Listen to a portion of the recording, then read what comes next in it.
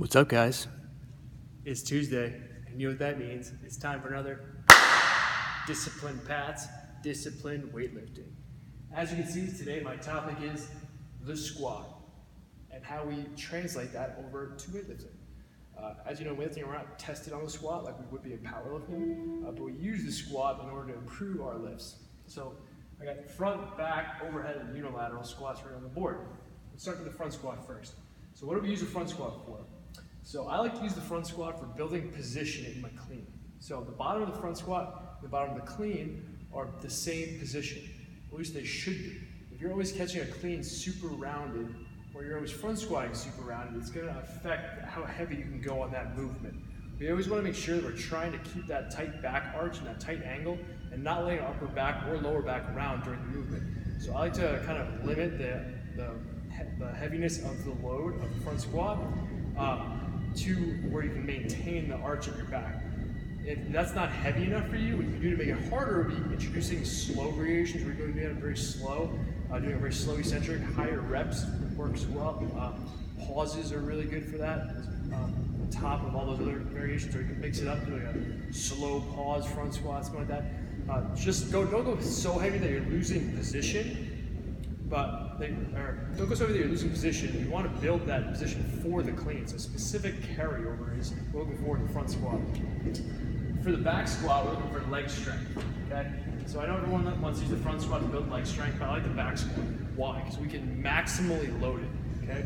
You're never going to be able to go as heavy on a front squat as you can on a back squat just because that bar is right on top of your center of gravity. What we're looking for in that is we're using our quads as well as our hips and our glutes to fire out of that hole and maintaining close to as upright as you can torso. You have a little forward lean because you have 19-foot femurs like I do.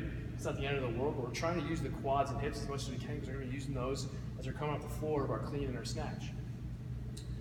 So yeah, maximal leg strength is the reason we back squat. Again, variations, like you can go slow, you can do pauses. I really have been liking the slow back squats, like going down as slow as you can, like letting that bar just push you down, and it's really helped my leg strength, and I don't have to load super maximally for it to really affect me, but it also doesn't crush my central nervous system like a heavy back squat will. I still go heavy on those occasionally, just like at the end of a training cycle, just to kind of test where my legs are at the end. But I won't go heavy like super often like some of these squat everyday programs. The next is the overhead squat. So the overhead. Why do we do overhead squats? Well, in my programming, there's three main reasons. Building overhead strength. So doing a snatch grip push press into an overhead squat is a good way, or like multiple snatch grip push press into multiple overhead squats is a good way to strengthen that shoulder position and make sure that your snatch grip is going to be secure when you're catching snatches and power snatches. Stability is another thing. If you're always catching snatches and losing them behind you or losing them in front of you just because your shoulders are really unstable, doing these movements like an overhead squat or a snatch bounce or a drop snatch, all overhead squat components are going to build that stability in the shoulder and allow you to catch cleans or catch snatches much smoother.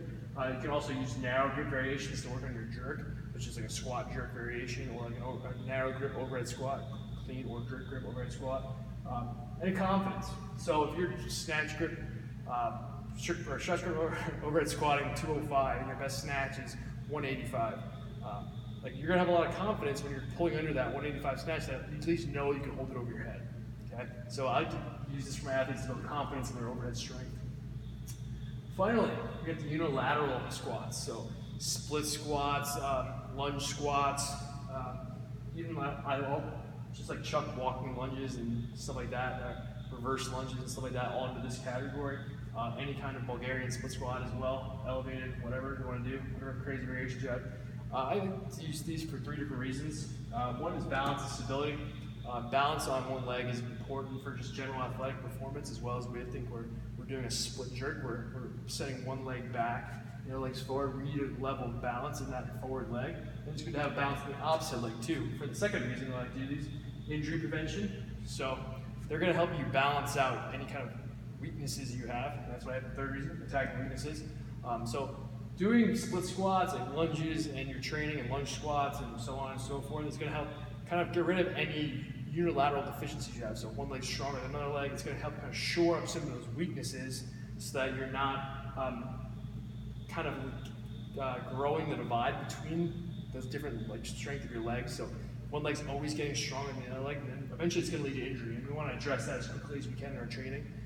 So I like to do these for high reps, and occasionally heavyweight, not too often, but high reps mostly, just to kind of really attack those weaknesses and really basically develop the inferior leg. So I'll do extra sets on a leg that I feel is weaker, or a leg that I know is smaller than the other leg. So yeah, that's the squat variations we use for weightlifting, and why I choose certain variations that we do in here for my weightlifting team and for CrossFitters. And if you have any other questions or any topics you want me to address, I'll address them next week in Disciplined Paths, Disciplined Weightlifting. Until next time.